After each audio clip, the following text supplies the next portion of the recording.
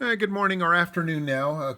This is for my aerials class. We're going to talk a little bit about the front handspring and the mechanics involved and some of the mistakes. Now, this is a good front handspring that this boy is demonstrating here.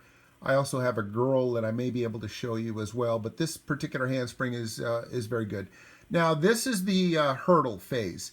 Notice how his arms and his back leg are in line as he hurdles and leans forward. This creates forward momentum.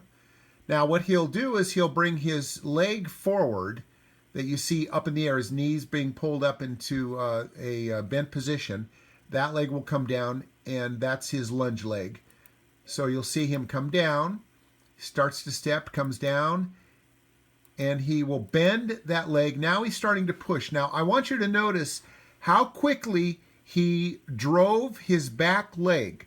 Okay, his hands are not on the ground yet, but yet his back leg is in line with his torso, his upper body, and he has already started pushing out of his front leg.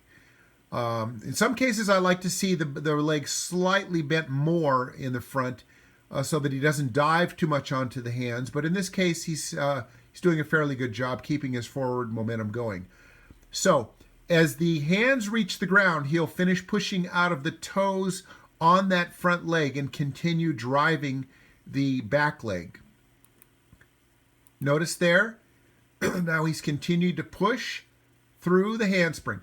Now, his arms are totally in line with his body. Notice the position of his head. His eyes are looking at his hands. This is very important. I see a lot of girls ducking their head in this skill. That is not correct.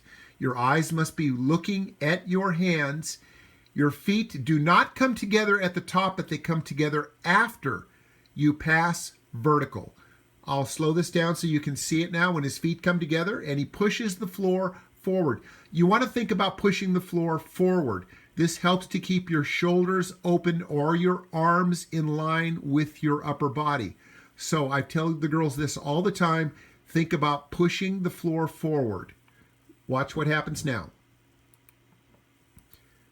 Okay, as the legs start to come together, he's continued to push the floor forward. His upper body is open and his feet are about to come down to the ground. His arms will stay in this position. Notice the position of his head. He's still looking at his hands. Still looking at his hands, girls. Do not bring your head in. It ruins the body shape. Continue to look at your hands. Watch his exit now. All the way to the top. Boom. Now he's going into a front tuck in this position. Notice that his arms are straight. He pulled them off the ground, and from a side position or side perspective, you don't see that the arms are slightly oblique, but he pulled them off the ground and up over his head. And I believe he's probably going to perform a front tuck in this shape. Now, I don't want you to try this at home. The handspring is fine. You can go to the lawn, go to the park, whatever. You might even, well, I don't know if I'd recommend doing it in the living room or the family room unless you have a huge house. But the lawn is fine. But make sure you always warm up before you do these skills. Warm up your shoulders, warm up your back, warm everything up. Do some jumping jacks, get the blood flowing. Make sure all of your joints are warmed up before you try any skills. Now, I believe he's going into a front tuck. Let's see. Yes. Okay, he's doing a front tuck. Immediately into that front tuck. Then he opens his hands. Look where his hands are. His hands are still up. Heads up.